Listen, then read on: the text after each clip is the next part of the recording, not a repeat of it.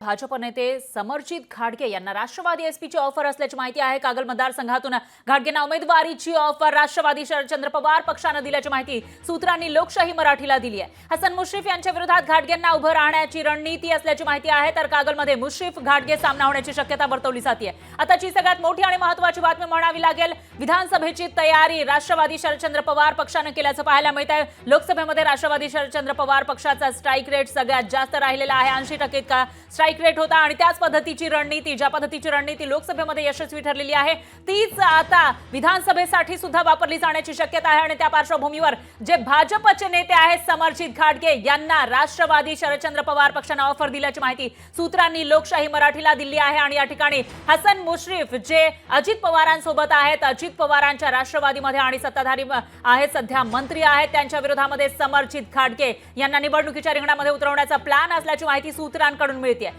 जर राष्ट्रवादी एसपीची ऑफर समरजित घाटगे यांनी स्वीकारली तर कागल मतदारसंघातून घाटगेंना उमेदवारी मिळण्याची ही ऑफर असल्याचं कळतंय। त्यामुळे हसन मुश्रीफ यांच्या विरोधामध्ये घाटगे यांना उभं करण्याची रणनीती असल्याची माहिती समोर येते। तसं झालं तर या ठिकाणी नेमकं काय होणार याविषयी उत्सुकता निर्माण झाली आहे। दरम्यान याविषयी अधिक माहितीसाठी आपले प्रतिनिधी सतेज चाऊंदकर हे थेट आपल्यासोबत जोडले गेले आहेत। सतेज, काय सांगाल, कागलमधून एक वेगळीच रणनीती राष्ट्रवादी एसपीची दिसते, त्यासाठी ती समरजित घाटगे यांना ऑफर दिल्याचं कळतंय। नेमकी काय ऑफर आहे आणि समरजित घाटगेंचं यावर काही उत्तर आहे का?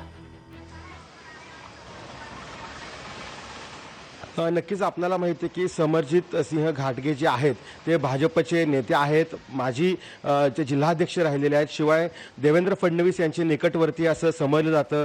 अनेक वेळा भाजपच्या राज्यकारणीकारणीवर देखील त्यांनी या ठिकाणी आपले जे मुद्दे आहेत ते मांडलेले आहेत। त्यामुळे भाजपशी त्यांचं नातं अतूट असं आहे आणि देवेंद्र फडणवीस यांचे निकटवर्ती आहेत। आणि आताच त्यांना गेल्या 3 ते 4 महिन्यामध्ये 2 वेळा राष्ट्रवादी शरदचंद्र पवार गटाकडून खरं तर आमच्याकडून विधानसभा निवडणूक लढावी अशी जी ऑफर आहे ती दिली गेली आहे। मात्र समरजित घाटगेंनी याबाबत त्यांना कुठलाही प्रतिसाद आहे तो दिलेला नाही आहे। खरं पाहिलं तर कागल मतदारसंघातून ही सगळी समरजित घाटगे आहे ते तयारी करतायत। आणखीन सध्या त्या ठिकाणी महायुतीचे जे विद्यमान आमदार आहेत, आता जे पालकमंत्री आहेत ते हसन मुश्रीफ आहेत आणि त्यांच्या विरोधामध्ये आता समरजित सिंह घाटगे जे आहेत त्यांना ही ऑफर आल्यामुळं आगामी विधानसभा निवडणुकीत खरं तर समरजित सिंह घाटगे विरुद्ध हसन मुश्रीफ अशी काहीशी लढत होण्याची जी शक्यता आहे ती वर्तवण्यात आली आहे। खरं शरदचंद्र पवार गटाकडून वरिष्ठ नेत्यांकडून ही 2 वेळा समरजित घाटगेंना जो गळ आहे तो घालण्यात आलेला आहे की येणारी विधानसभा निवडणूक आहे, तुम्ही शरदचंद्र पवार गटाकडून खरं तर लढावी।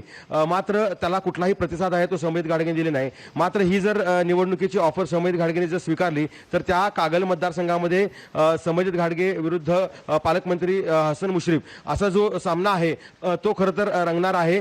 आणि खरं तर हे पारंपरिक विरोधक आहेत ते मानले जातात।